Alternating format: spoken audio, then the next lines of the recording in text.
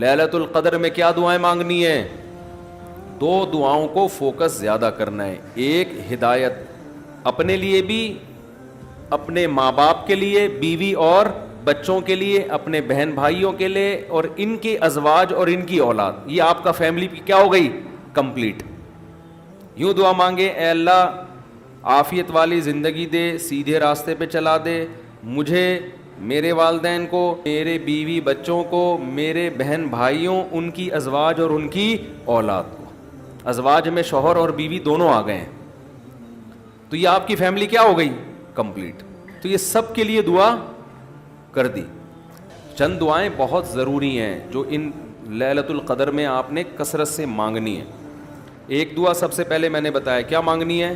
ہدایت. بلکہ اس سے بھی پہلے اپنے گناہوں کی مغفرت, کیونکہ گناہ دعا کی قبولیت میں آڑ بنتے ہیں. اللہ کہتے ہیں تو میری تو کچھ بھی نہیں مانتا اور اپنی مجھ سے منوا رہا ہے.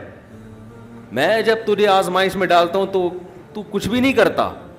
تو پہلے اللہ سے معذرت کر رہے ہیں, معافی مانگے. جو میرے گناہ ہو چکے معافی چاہتا ہوں, میں اقرار کرتا ہوں میں غلط ہوں, تو میرے گناہوں کو کیا کر دے؟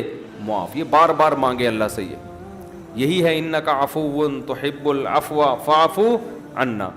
پھر تیسرے نمبر پر دین کی خدمت کی دعا کہ اللہ ہم سے دین کا بہت کام لے لے, کیونکہ علماء کے لیے تو سب سے بڑا کی فضیلت ہی یہی ہے کہ اللہ ان سے دین کی خدمت لے لے. وہ دنیا میں کاروبار کے لیے نہیں ہے, شادیوں کے تو ایک ضمنی چیز ہے, اس کے لیے شادیوں کو پروموٹ کرنے کے لیے ضرور ہے کیونکہ وہ بھی دین کا ایک حصہ ہے. اے اللہ دین کا کام مجھ سے بہت زیادہ لے لے. تاجر ہے وہ بھی دعا کر سکتے ہیں دین کا کام لے لے, اللہ اس کے مال سے مدارس بنوا دے, مسجدیں بنوا دے, یتیم خانے کھلوا دے, تو کتنی بڑی بات ہے.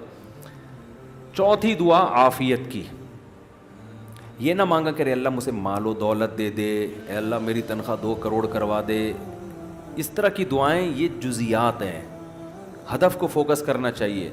اللہم انی اسألک العفو والعافیہ, معافی چاہتا ہوں, عافیت والی زندگی, ٹینشنوں سے پاک زندگی چاہیے.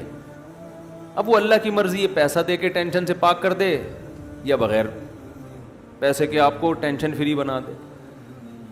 عافیت چاہیے مجھے فی الدین والدنیا والآخرہ, دین میں بھی عافیت, میرا دین بھی مصیبتوں سے محفوظ رہے, میری دنیا بھی اور آخرت بھی. وفی اہلی و مالی, میرے گھر بار بھی پریشانیوں سے محفوظ رہیں, بیوی بچے بھی, و مالی اور میرا مال بھی مصیبتوں سے محفوظ رہے. اس کے بعد ایک دعا اللہ سے اور مانگ لو. شادی شدہ آدمی کے لیے گھر ایک بڑی ٹینشن ہوتا ہے نا, وہ کہہ سکتا ہے کہ میں اللہ سے مصیبت سے پناہ مانگ رہا ہوں, تو مصیبتیں تو میں نے گھر میں خود پالی ہوئی ہیں. شادی شدہ لوگ, بعض لوگوں کی یہ رائے ہوتی ہے, تو یوں دعا مانگو ربنا ہب لنا من ازواجنا وذریاتنا قرۃ اعین, اے اللہ ہمیں ہماری ازواج یعنی بیویوں اور اولاد کی طرف سے آنکھوں کی ٹھنڈک. یہ دعا عورت بھی مانگ سکتی ہے کیونکہ زوج کا لفظ بیوی پر بھی اور شوہر پر بھی. آنکھوں کی ٹھنڈک دے, ان کو ہماری آنکھوں کی ٹھنڈک بنا دے. جب ہم گھر آئیں تو خوشی ہو, میری وائف بیٹھی ہوئی ہے ماشاءاللہ, میرے بچے بیٹھے ہوئے ہیں, خوشی ہو, تو آنکھوں کی ٹھنڈک بنا دے. وجعلنا للمتقین اماما, یہ اسی کی تفسیر ہے, اور ہمیں پرہیزگاروں کا امام بنا. یہ مطلب نہیں کہ اگلے الیکشن میں ہم جیت جائیں. پرہیزگاروں کا امام کا مطلب امام تو ہم ہیں ہی, ہمارے ماتحتوں کو پرہیزگار کر دے, اچھے لوگوں کے سربراہ ہوں ہم. تو بیوی بچے آپ کے ماتحت ہوتے ہیں نا, تو ہمیں ان کو کیا بنا دے, تو پرہیزگار بنا دے.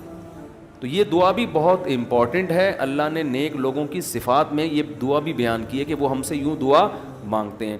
اور 2 دعائیں اور لیلۃ القدر میں اور ویسے بھی معمول بنائیں.